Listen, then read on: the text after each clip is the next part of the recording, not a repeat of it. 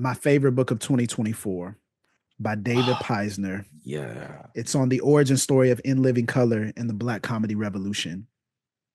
Homey Don't Play That is an absolute banger, page turner, and it tells the story of the Wayans brothers as they start In Living Color and the backstory of how In Living Color came to be, but broadly the Black comedy revolution and its intersections.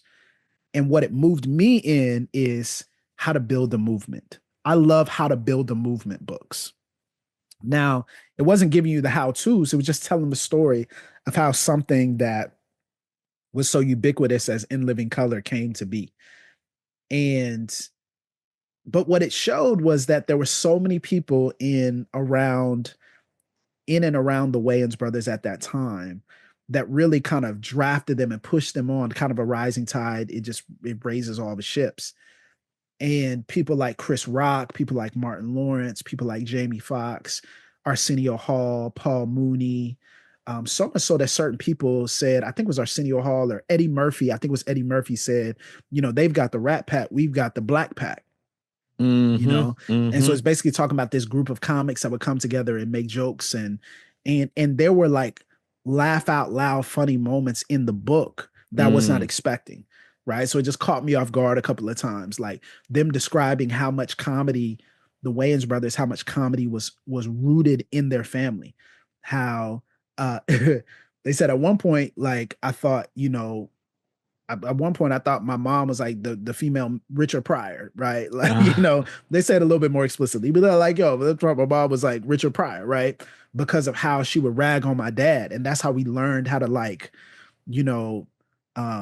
go back and forth. And like my dad would come back and, say certain things. That's how we learned to build comedy. Like we would practice characters at certain family functions or reunions or holidays. We were poor, so we felt like what could keep us going was laughter. Like laughter could keep us going. And then leading up to In Living Color, which was so fascinating and edgy for the times. And even the pilot. So the pilot of In Living Color, I loved when I read this. They recorded 2 shows on back-to-back days. So the idea and concept was that, or 2 takes on back-to-back days. So the concept was that they could, whatever they didn't get right the first time, they could kind of work out and they could kind of splice whatever is the best take.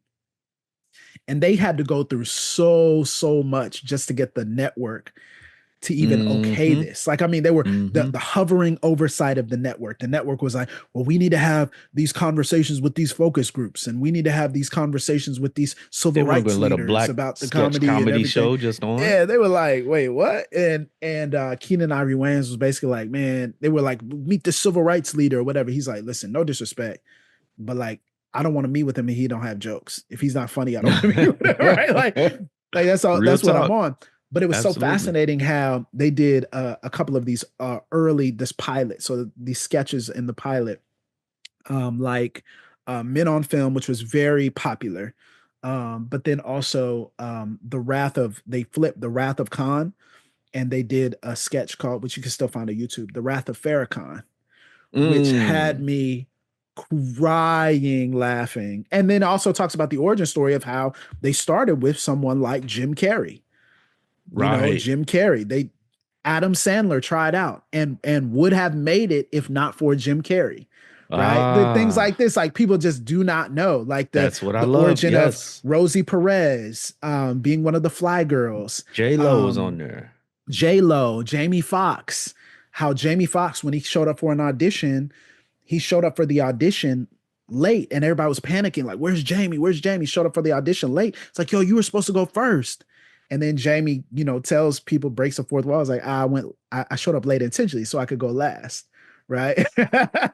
Like little things like that, which are just so incredible. And just how much they also, while they were funny, how much culture matters in a show. Because when you think about the culture that was built, the culture was good for the Wayans, wasn't necessarily good for everybody else, right? There were cultural elements that were even, the book subtly critiques the ways in which, so it's not as much was it hagiography, like it's not as much of Hmm. that, like kind of going back and looking through things with rose colored glasses. It subtly critiques kind of the male dominated patriarchal, you know, Yeah. I was gonna approach to say. this. Uh-huh. And also it also does a really, really good job of giving voice to people who even were pushed out of the show, but also showing Mm. that even in that they were able to work through it with Keenan, they were able to work through it with people, and they were able to, even Keenan and Arsenio, Keenan and Mike Tyson, right? Like, which was kind of, yeah, wild, right? It was just so, there's so much in it. There's so many gems. It feels like every page was like you were going through a treasure chest and you were finding new Mm. things. And so it shows that In Living Color was not a perfect show. Even some of their comedic choices were strange sometimes, almost like punching down a little bit. But what it does show is that Black creatives building a movement, there's something beautiful and imperfect and complicated about Black people in general building something they're passionate about. It made me literally, in terms of growth, in terms of development, it made me think about the origin story of The Witness. It made me think Mm. about the origin story of Pastor Mike. And, I don't know, somebody should do a book on that. I don't know if anybody is, but no, I'm messing. Uh, But like I I love I that. really enjoy it. So Homie Don't Play That. It's really good. And it was recommended to me by my guy Shama. So some of y'all know him on IG, Shama Reels. He does all those reels about, kind of parody, church parody, pokes fun at Oh the yeah, yeah, church and yeah. things I like know that. exactly what you're talking about. Um, so I was hanging with Shama, and he was like, "Man, I've been reading this book called Homie Don't Play That. Like, it's really good." And I was like, "Oh, okay. Well, if he's reading that, let me."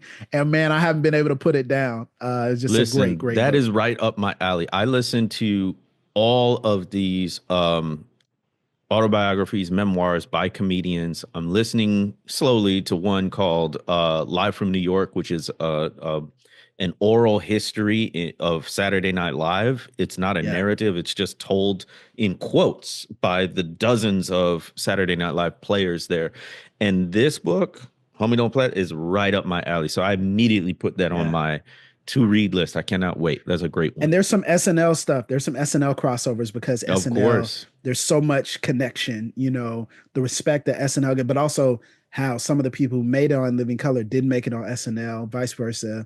How Chris Rock was supposed to be on In Living Color, but they actually chose that they were like, he can't do characters. Like, can't do Mm. characters as well as everybody else. We need him to do characters. He's good at being Chris. And then Chris gets put Hmm. on by SNL. All these different, Yep. connections. So, man, amazing. It's my favorite book of 2024. I feel like I learned so much when I read it.